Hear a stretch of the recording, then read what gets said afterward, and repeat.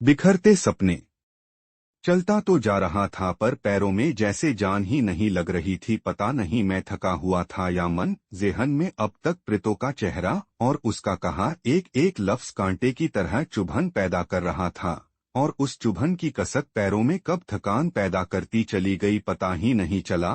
क्या क्या सोचती रही प्रीतो बचपन से अब तक मेरे बारे में। और मैं जिंदगी की जद्दोजहद में कुछ ऐसा उलझा कि खुद को ही याद ना रख सका। बचपन में गुड्डे गुड़ियों की शादी कराते हुए ऐसे ही बोल दिया करता था, प्रीतो बड़े होकर हम भी ऐसे ही ब्याह करवाएंगे। उस बात को वो इस तरह दिल में बिठा लेगी ऐसा कभी नहीं सोचा था। चलते चलते कब बाजार पहुंच गया पता ही नहीं चला। इधर उधर देखा कहीं कपड़े की दुकान नजर आए। थोड़ी दूर पर एक छोटी सी कपड़े की दुकान नजर आई। पैंट शर्ट का कपड़ा और एक कुर्ता पजामा लिया। पैसे देकर दुकान से निकलने वाला ही था कि अचानक याद आया, लड़के वालों के बारे में ही जानकारी ले ली जाए। क्या नाम बताया था पिताजी ने लड़के का? हाँ याद आया, रवि प्रकाश। और लड़के के पिता का नाम था रुल्दू राम जी। भाई जी रुल्दू राम जी की परचून की दुकान है इस बाजार में। मैंने कपड़े वाले से पूछा। हाँ जी, अगली गली में ही है। कैसे लोग हैं आप जानते हैं क्या? अच्छे लोग हैं। लेकिन आप क्यों पूछ रहे हो? अपनी बहन के लिए रिश्ता आया था रुल्दू राम जी के लड़के का। भले लोग हैं, आप आंख बंद करके अपनी बहन का रिश्ता करवा सकते हो। मैं उनका शुक्रिया अदा करके अगली गली की ओर चल दिया। दुकान पर काफी भीड़ थी। मैं चुपचाप एक तरफ खड़ा हो गया। जब भीड़ थोड़ी कम हुई तब मैंने रुल्दू राम जी को राम राम कहा। हाँ तो बरखुरदार बताओ क्या काम है? जी मैं बाल किशन लाला रामचंद जी का बड़ा बेटा। तो भाई चुपचाप क्यों खड़ा है? पहले ही अंदर आ जाता। चल आ बैठ। रवि कहाँ है भाई? देख तो कौन आया है। इतने में एक सीधा सादा लड़का दुकान से बाहर आया। कौन आया है? पिताजी, लड़की का बड़ा भाई आया है। रवि, नमस्ते जी। रवि ने मुझे नमस्कार किया।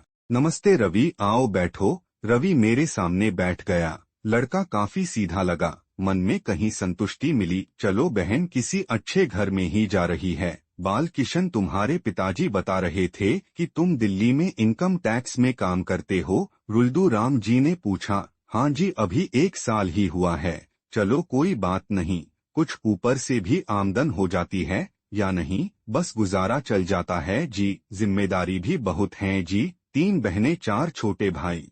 किसी तरह गाड़ी चल ही जाती है। रुल्दू राम जी, चल कोई बात नहीं, मैं तो वैसे ही पूछ रहा था।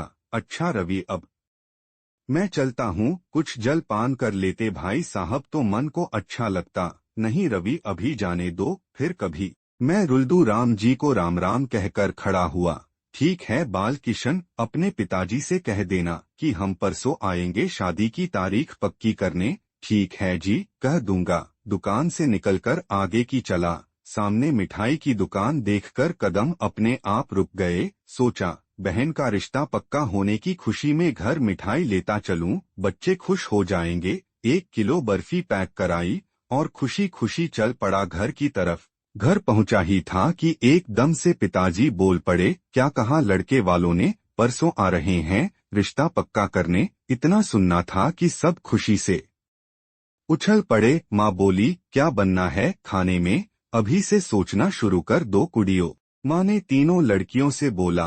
तब मैंने थैले में से बर्फी का डिब्बा निकाला। चारों भाई भाग कर आए और डिब्बा छीनकर भाग गए। अबे बंदरो, उसको तो दो जिसका रिश्ता पक्का हुआ है। मैं जोर से चिल्लाया। पता नहीं 2 दिन कैसे निकल गए। माँ ने सारी तैयारियां कर ली थी। लड़के वाले 1 घंटे में आने वाले थे।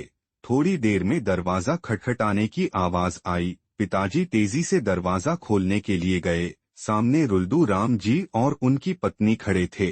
पीछे रवि प्रकाश हाथ में फलों का टोकरा लिए नजर आया। धन्य भाग हमारे, आओ रुल्दू राम जी। पिताजी रुल्दू राम जी हाथ पकड़े अंदर ले आए। पीछे पीछे उनकी पत्नी और बेटा भी अंदर आए। मैं दौड़ कर गया और रवि के हाथ से टोकरा लेकर नीचे फर्श पर रखवा दिया। माँ भी रवि की माँ का हाथ पकड़कर अंदर ले आई और कुर्सी पर बैठाते हुए बोली, और कैसी हो रवि की माँ?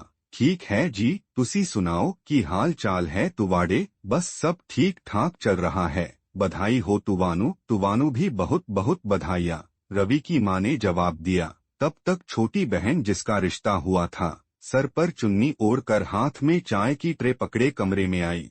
आते ही रवि के माता पिता के पैर छुए और जाकर माँ के पास बैठ गई। रुल्दू राम जी पिताजी से बातें कर रहे थे। ऐसा है बाल किशन जी, लड़की तो हमें पसंद है और दान दहेज में भी मैं पड़ता नहीं, बस आप बारात की खातिरदारी ठीक से कर देना और शादी हम अगले महीने ही करना चाहते हैं। जी कोई गल नहीं जी, जैसा आप चाहो वैसा हो जाएगा। आप शादी की तैयारियां करो जी, हम तैयार हैं। लड़के वाले चले गए। उसके बाद पिताजी ने मुझे कहा, बाल किशन लड़के वाले दहेज तो नहीं मांग रहे, पर शादी में बारात की आव भगत में कम से कम 10,000 तो लग ही जाना है। 5,000 का जुगाड़ तो मैं कर लूंगा, क्या तू भी 5 का इंतजाम कर लेगा? ठीक है पिताजी, मैं दिल्ली निकलता हूँ, फिर आपको बताता हूँ। मैं दिल्ली पहुँचकर सीधा जफर भाई के पास गया।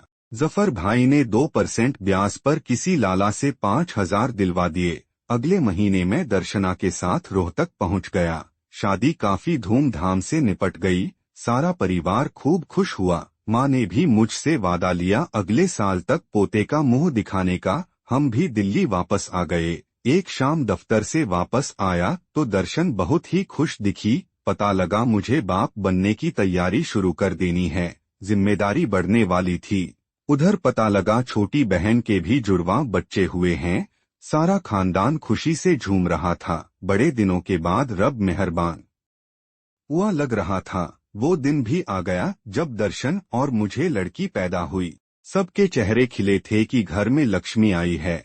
लड़की अभी 2 दिन की ही हुई थी कि डॉक्टर ने बोला इसे निमोनिया हो गया है। बहुत कोशिशों के बाद भी डॉक्टर नहीं बचा पाए लड़की को। दर्शन का बुरा हाल हो गया था। रोते रोते मैं भी हक्का बक्का रह गया। सोच ही नहीं पा रहा था कि ये एकदम से क्या हो गया। इतने में रोहतक से खबर आई रवि प्रकाश का हार्ट फेल होने के कारण देहांत हो गया है। हाय रब्बा, ये क्या हो रहा है हमारे साथ।